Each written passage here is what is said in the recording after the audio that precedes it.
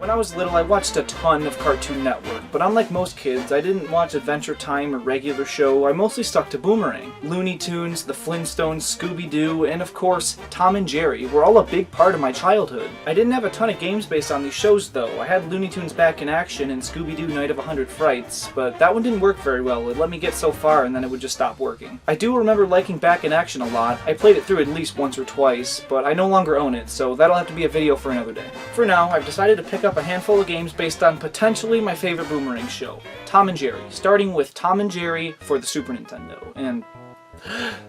oh god, no. High-Tech Expressions developed this game. You might remember them from the atrocious Muppet Adventure Chaos at the Carnival. If you have no idea what I'm talking about, you can watch that video somewhere up there. But I'm sure they learned from their mistakes and made a decent game.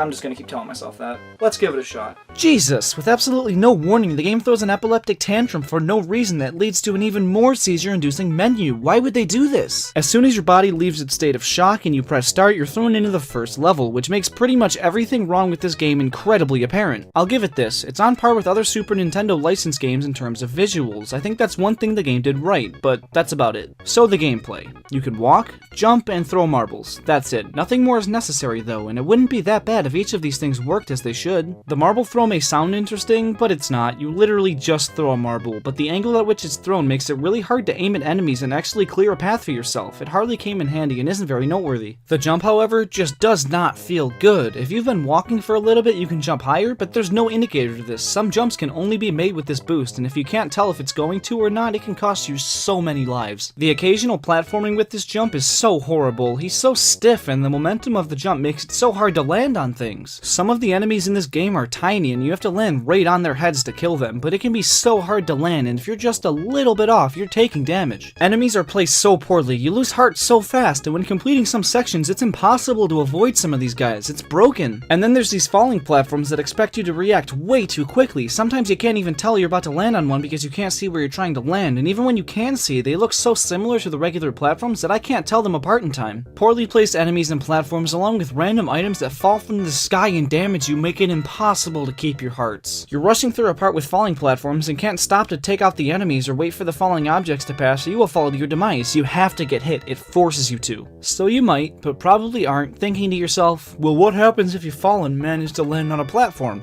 Good question. You die in that case too. There's fall damage in a 2D platformer. Why not? The rest of the game wants to hurt you, might as well make gravity. And the level layouts themselves suck. Forget the awful enemy placement and the lack of seeing where you're jumping. There's so many different ways you could potentially go with no indication of where the end is. I got lost so often and eventually just gave up after the first 2 batches of levels. There's a life system too, and when you lose all your lives, you've got to start the entire game over. Screw this. This isn't fun. There's so many better games on the Super Nintendo, and if this is the best game Tom and Jerry has to offer, I'm gonna struggle getting through this video. Better than Chaos at the Carnival, that doesn't say much, do not play this. Next up, we got Tom and Jerry House Trap for the PlayStation 1. This one actually has a decent amount going for it. The gameplay's exactly what you'd expect from a Tom and Jerry game, but it gets boring very quickly. For single player, you play as Jerry and mostly try to beat up Tom. There's different items scattered around the house that you can use to take him down, and there's even some traps you can set that slow him down and make him an easy target. When you run into an item, you pick it up and it equips itself to either square, triangle, or circle, and you click the corresponding button to hold the item and then X to use it. Most just do a simple whack, and a couple are thrown for a long distance option. It's decent. The items are in the same places at the start of each level, so if there's a specific few you like, you'll have to head there first and collect them before your opponent, which adds quite a bit of strategy. You could run away, set traps, and grab the tools you like, or you could play aggressive and just grab the nearest weapon and start whacking Tom, which is what I mostly did. But there are some unique levels where you have to find the chicks scattered around the house and return them to the pond before Tom finds and cooks them, so the goal this time, rather than defeating Tom, is to grab the most chicks and return them to safety. If he has a chick and you smack him, he'll drop it, allowing you to pick it up and run it to the pond. It's a nice change of pace from the normal 1v1 gameplay, and it's a good time. In terms of single player content, the game doesn't offer a whole lot. Most levels are the same, and by the 5th level I decided to stop playing. However, the multiplayer is really fun. This is what I'm talking about. Obviously one player selects Tom and one Jerry, and this gameplay really shines when you're playing with a friend. It's just a fun 1v1 Tom and Jerry style. This is exactly what you'd want from a Tom and Jerry game. Is it perfect? No, the D-pad sucks, some things aren't as polished polished as I would have liked. Cutting when moving from room to room is annoying. Sometimes when you click it doesn't work or completely misses for no reason, but those are just minor things. I will say, the game being split screen really hurts the experience. You can see exactly where the other player is and what they're doing, so it takes away the element of surprise and strategy and item placing, which should be a big part of the game. Hell, even the single player is split screen, which doesn't make any sense. However, I think if they were going to make a Tom and Jerry game today, this is exactly how it should be done.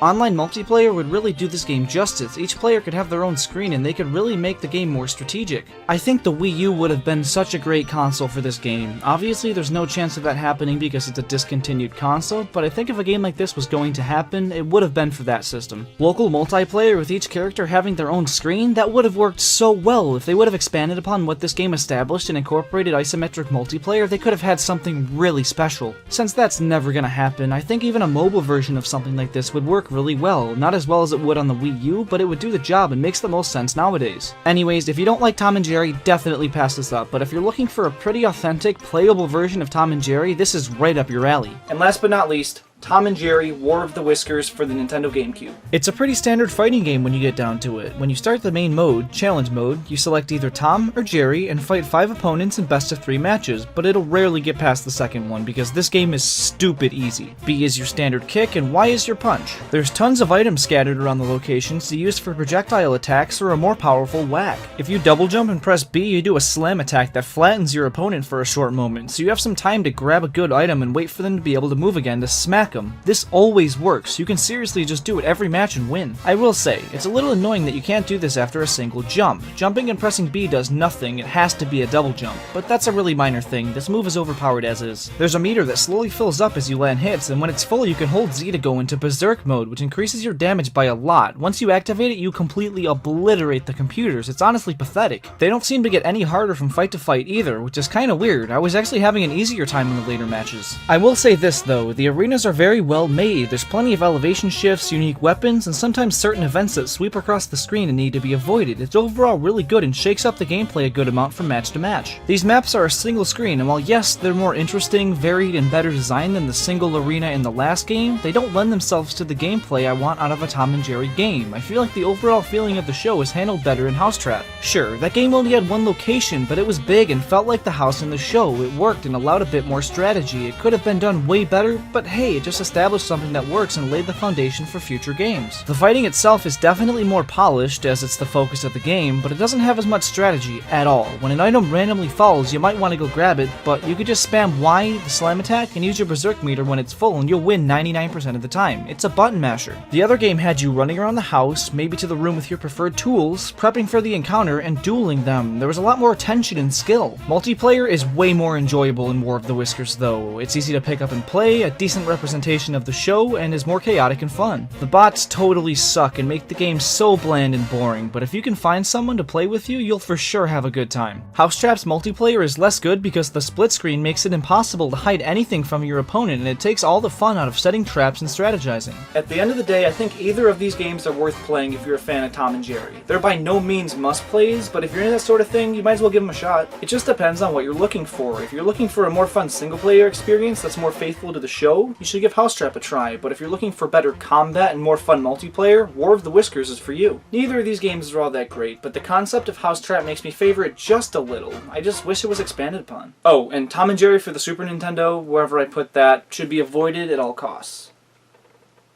Shit! Hey, thanks for watching. If you enjoyed the video, leave a like, and if you want to see more and help the channel grow, you should definitely subscribe. It's free for you and means a lot to me. Thanks. If you're interested in similar videos, try watching my deep dive into the world of Muppets video games, which should pop up anytime now. I didn't want to look at too many games in this video. My cap is usually about 3, so if you've got any other Tom and Jerry games that you've played and want me to try, let me know down in the comments and I'll consider doing a part 2. What are your thoughts on any of these games? Did you play any when you were younger? I'd love to know your experiences down in the comments. If you've got any feedback for me, also drop that in the comments. I'd really appreciate it and try to improve for next time. With that said, thanks again for watching everyone, I'll catch you in the next one.